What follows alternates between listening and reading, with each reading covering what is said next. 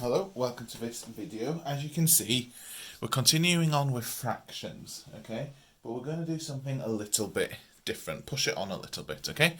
So what we're focusing on this time is improper fractions and something called mixed numbers. Okay, so previously, when we've been dealing with fractions, we've had fractions that were, say, something like 2/3, okay? Where the top number was always smaller than the bottom number, okay? Because that's what fractions are, okay? We're talking about a part of something, okay? So 2/3 is less than a whole, okay? 2/3 is less than 1 because it's 1 has been split into 3 pieces and you have 2 of them, okay? So what would it mean then if we had 3/3? Well, if something had been split into 3 pieces, and then I had all 3 of them, well, I've got the whole thing, haven't I? I've got the whole 1. Okay, so 3/3, well, that's the same as 1. Okay? And another way of thinking of that is that what a fraction actually means is divide. What this line here means is 3 divided by 3. Okay? So when we actually say 2/3, that's another way of saying 2 divided by 3, okay? We'll ignore this bit for now, okay? But this is just to show you that, well, if you did on your calculator, 3 divided by 3, that would equal 1, wouldn't it, okay? So in your fraction, if the top number is the same as the bottom number, that equals 1. It's a whole. Okay, but then, what do we do if we have a number that's bigger on the top, okay? What if it said 4/3, okay? And this is an improper fraction, okay? If the denominator, number on the top, is bigger than the numerator, the number on the bottom, you've got an improper fraction. Sometimes you might see them called top-heavy fractions because it's bigger on the top than the bottom, okay? And so, what we're going to focus on in this video is another way of writing these, okay? Is another way of dealing with an improper fraction, okay? So we'll start with this one, okay? Which hopefully will be a nice, easy example, and then we'll look at some others, okay? So I've got 4/3 here, okay? I want to write this differently, okay? I want to write it as what we'll start to call a mixed number, okay? Now I know, and you know, that if I had 3/3, that would be equal to 1. Okay, yeah? So, I've got 4/3, haven't I? So, how many times could I do 3/3 into 4/3? Well, that goes in 1, doesn't it? 3 goes into 4 1 time. And how many is left over? Okay, once I do 4 divided by 3, I've got 1 left over. Okay, so that 1 left over means I've got 1/3 left. Okay, so 4/3 is the same as 1 and 1/3. Okay, because 3/3 would be 1, and then I'd have a third left over. Okay, so let's look at some other examples of this. We'll do a lot of practice at it, don't worry, so that you get very familiar with it. Okay, so I'm going to write some down. Say I've got 5/4, 5/2, 7/3, D11/4, E22/7, and then finally let's go with 4/2. Okay, so there are steps to do these, okay, to follow. Okay, so our first step, well, I've got 5/4, 5/4. So our first step is to see how many times does 4 go into 5. Okay, well, 4 goes into 5 once, doesn't it? Goes in once with one remainder.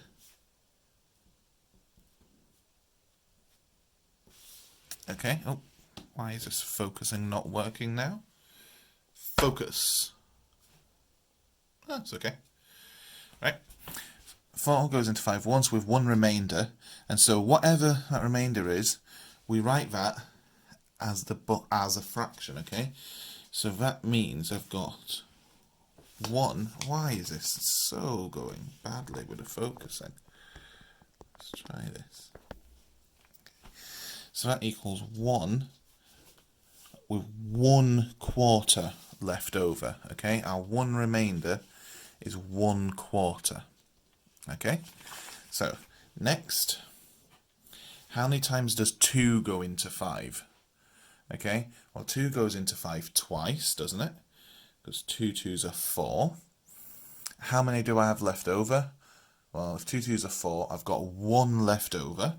So our remainder, however many we have left over, that will always be the top number of the fraction, and our bottom number on the fraction stays the same. Okay, so what we're saying here is that 5/2 equals 2.5. Why is this going so badly with the focusing? Okay, let's do this same again here. How many times does 3 go into 7? Well, 3 goes into 7 2 times, because 2 3s are 6. And how many is left over? Well, we've got 1 left over, because if we've got 6, we've got 1 left over to get to 7. So number left over is the top, and the bottom stays the same. It's a fraction. So 7/3 is the same as 2 wholes and 1/3. Okay, let's look at the next one. I'm just going to pull out a bit more and see if that helps with the focusing. Okay, although my camera stand seems to not be liking this. Okay, so I've got 11/4. 11/4. How many times does 4 go into 11? Oh, I'm trying to. Alright.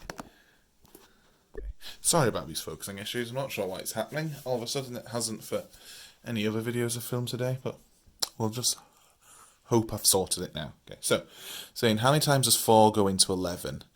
Okay, 4 goes into 11 twice, because 2 times 4 is 8. And okay, so it goes in twice. And how many is left over? Okay, well, 2 4s are 8. I've got 3 left over before I get to 11. Okay, so the number I've left over goes on the top of my fraction, and the bottom of it stays the same. Okay, so you'll have noticed for this, you need to be good at revision. Sorry, not revision. You need to be good at division. Okay, you need to be able to work out what 11 divided by 4 is and deal with the remainders. Okay, so if that's something you're having issues with, the division, make sure that's something you look at. Get in touch with me and we can put something together to help you practice that division, okay? Or look on BBC Bite Size or something. But you need to make sure you're good at this basic division, and that all comes down basically to knowing your times tables. Okay. Now I've got 22/7. Okay, so what I want to do is, well, how many times does 7 go into 22? Well, that's another way of saying what's 22 divided by 7? Well, 22 divided by 7 is 3 with 1 left over, okay? Because 3 times 7 is 21. And so then the bottom of the fraction stays the same. So 22/7 is the same as 3 wholes and 1/7. Now let's look at this last one. This one's a bit easier, okay? And you'll see something here. 4 divided by 2, 4/2. Well, how many times does 2 go into 4? Well, it goes in twice with none left over.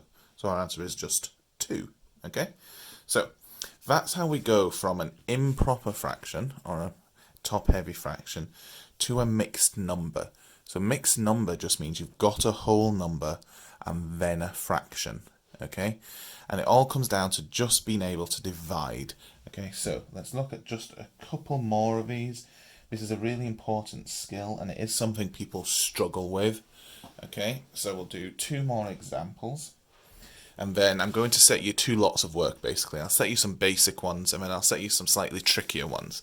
You don't need to do the trickier ones, okay? But if you do the basic ones and you find them fine, you can go on and have a look at the trickier ones, okay? So first, sorry, had to pop out for a second there. So, 8/3, that means 8 divided by 3, okay? So 8 divided by 3 is 2. With how many left over? Well, it's got 2 left over. So we write the remainder up there, and then we just fill in the bottom of a fraction. So 8/3 then is the same as 2 and 2/3. Now for this last example, I'm going to do one of the trickier ones, okay? So follow along if you can. If not, don't worry about it. Okay, so got 14 quarters, okay? Got 14 over 4. Okay, well, how many times does 4 go into 14? So 14 divided by 4 will be 3, because 3 4s are 12, with 2 left over, okay? And we fill in the bottom of the fraction. Now this, okay, this ties back to what we did in the last video with simplifying fractions, okay? Because 2 quarters I can write in a different way, because they both have things in common, don't they? Okay, so the 3 will stay the same, but 2 and 4, well, they both share 2 as the highest common factor. So if I was to divide those both by 2, I get 3.5, okay? So 14 quarters is the same as 3 and 2 quarters, or the same as 3.5.